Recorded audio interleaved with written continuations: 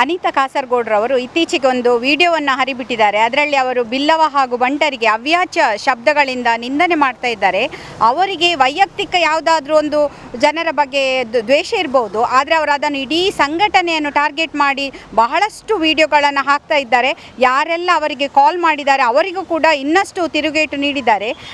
ಇದು ಮಾತ್ರವಲ್ಲದೆ ಅವರು ನಮ್ಮ ಸಂಘಟನೆಯ ದೀಪು ಶೆಟ್ಟಿಗಾರ್ ಅವರೊಂದಿಗೆ ಕೂಡ ಅವ್ಯಾಚ್ಯವಾಗಿ ಮಾತನಾಡಿದ್ದಾರೆ. ಅವರ ಒಂದು ವೈಯಕ್ತಿಕ ಧಕ್ಕೆ ಬರುವ ರೀತಿಯಲ್ಲಿ ಅವರಿಗೆ ಅವಹೇಳನ ಎಲ್ಲ ಮಾಡಿದ್ದಾರೆ.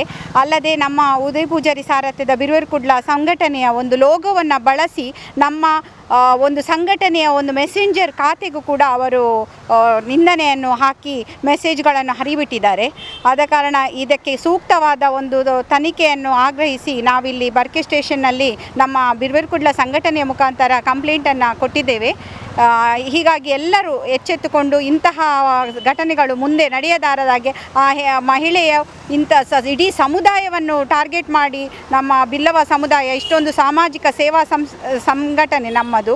ಅದರಲ್ಲಿ ಎಷ್ಟೋ ಜನರಿಗೆ ಜಾತಿ ಯಾವುದು ನೋಡದೆ ನಾವು ಸಹಾಯ ಹಸ್ತವನ್ನು ಕೋಟಿಗಟ್ಟಲೆ ಹಣವನ್ನು ಅಶಕ್ತರಿಗೆಲ್ಲ ನಾವು ದಾನ ಮಾಡ್ತಾ ಬರ್ತಾ ಇದ್ದೇವೆ. ಅಂಥ ಒಂದು ಸಂಘಟನೆಯ ಬಗ್ಗೆ ಈ ರೀತಿ ಮಾತನಾಡೋದು ತುಂಬ ಒಂದು ನಿಜವಾಗಿ ಆ ಮಹಿಳೆಯ ಬಗ್ಗೆ ಒಂದು ಕಾರ್ಯಪ್ರವೃತ್ತರಾಗಿ ಅವರಿಗೆ ಒಂದು ಸೂಕ್ತವಾದ ಒಂದು ಕ್ರಮವನ್ನು ಜರುಗಿಸಬೇಕಾಗಿ ಈ ಮೂಲಕ ನಾವು ಕೇಳಿಕೊಳ್ತಿದ್ದೇವೆ.